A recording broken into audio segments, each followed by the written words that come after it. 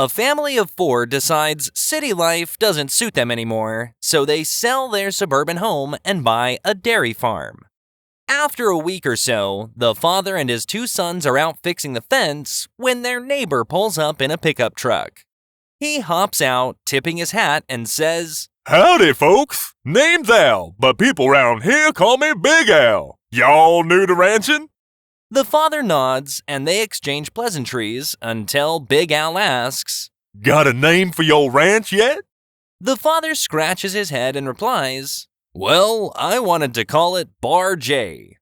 The wife, though, liked Susie Q, and our oldest son liked the Flying W, while our youngest thought the Lazy Y sounded cool. So, in the end, we compromised and called it the Bar J Susie Q Flying W Lazy Y Ranch. Big Al raises an eyebrow, lets out a low whistle, and says, "That's one heck of a name. But where's all your cattle?" he asks. Looking out over the empty pasture, the father sighs and says, "Well, actually, none of them made it through the branding process." A young girl who was writing a paper for school came to her father and asked, "Dad, what is the difference between anger and exasperation?" The father replied, "It is mostly a matter of degree. Let me show you what I mean." With that, the father went to the telephone and dialed a number at random. As a man answered the phone, he said, "Hello, is Melvin there?" The man answered, "There is no one living here named Melvin. Why don't you learn to look up numbers before you dial them?" "See," said the father to his daughter, "that man was not a bit happy with our call. He was probably very busy with something and we annoyed him. Now watch this." The father dialed the same number again.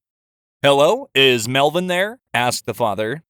"Now look here," came the heated reply. "You just called this number and I told you that there is no Melvin here. You've got a lot of nerve calling again." The receiver was then slammed down hard.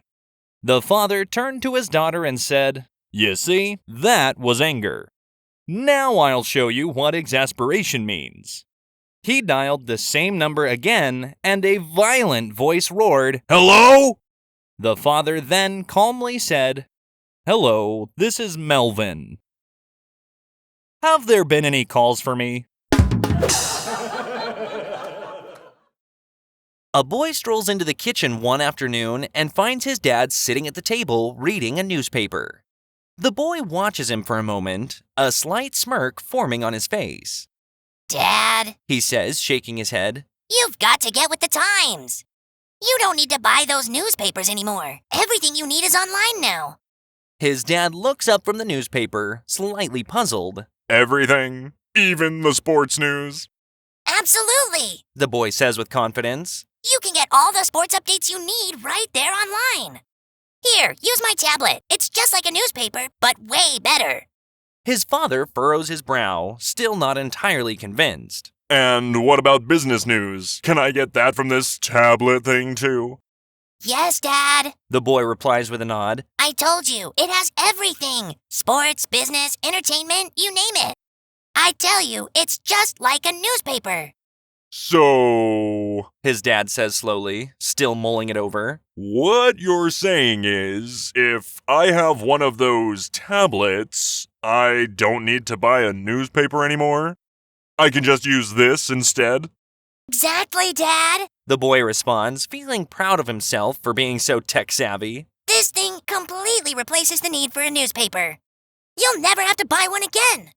Later that day, the boy spots his dad outside mowing the lawn.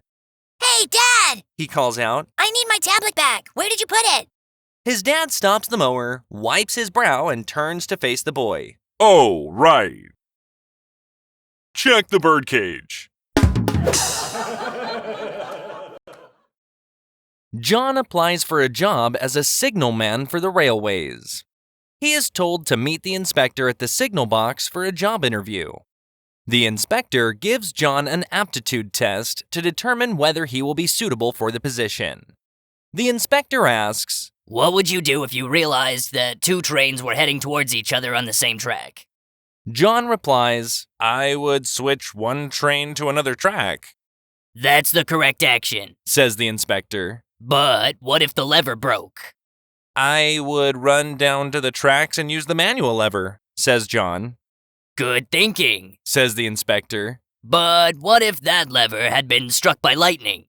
"In that case," John continues, "I would run back up here and use the phone to call the next signal box." What if the phone was busy? The inspector asks. "Well, if that happened, I would run to the street level and use the public phone near the station," John replies. Good thinking again. Says the inspector. But what if that had been vandalized? "In that case, I would run into town and get my Uncle Bob," says John. This puzzles the inspector, so he asks. Why would you do that? John replies, "Because my Uncle Bob has never seen a train crash before." Little Johnny's next-door neighbor has just welcomed a new baby into the world. Unfortunately, the baby was born without any ears. When the neighbors finally bring the baby home from the hospital, they invite Little Johnny's family over to see their precious new arrival. Before heading over, Little Johnny's dad sits him down for a serious talk. Now listen, son, He begins. the neighbor's baby was born without any ears. I don't want to hear a single word from you about it. Not one word. If you so much as mention his ears, you're going to be in big trouble when we get back home. Do you understand me? Little Johnny nods earnestly. Yes, Dad. Feeling somewhat reassured, the family heads over to the neighbor's house. When they arrive, they're greeted warmly, and soon enough, they're led to the nursery to meet the new baby. Little Johnny, determined to keep his promise, carefully leans over the crib, studying the baby with a thoughtful expression. He gently touches the baby's tiny hand and says with genuine admiration, Oh, what a beautiful little baby you have here. The baby's mother beams with pride and gratitude. Thank you so much, little Johnny. She says, clearly touched by his words. Little Johnny continues, This baby has the most perfect little hands and the cutest little feet. And those eyes. Just look at those bright, pretty little eyes. Did the doctor say anything about how well he can see? The mother, glowing with pride, responds. Why, yes. The doctor said he has perfect eyesight. Little Johnny, still gazing at the baby, nods thoughtfully and then says, Well, it's a good thing. 'Cause he sure can't wear glasses. A man and his wife are jolted awake by a relentless pounding at their front door. The clock on the nightstand reads 3 a.m., and outside, a storm is raging. The man groans and rubs his eyes, dragging himself out of the warm cocoon of his bed and stumbles towards the door. As he cracks the door open, he's greeted by an inebriated stranger, drenched from head to toe, teetering on his feet in the pouring rain. The stranger, swaying slightly, looks up with bleary eyes and slurs, Hey, buddy, can you give me a buzz? The man blinks in disbelief. Not a chance, he snaps. It's 3 o'clock in the morning!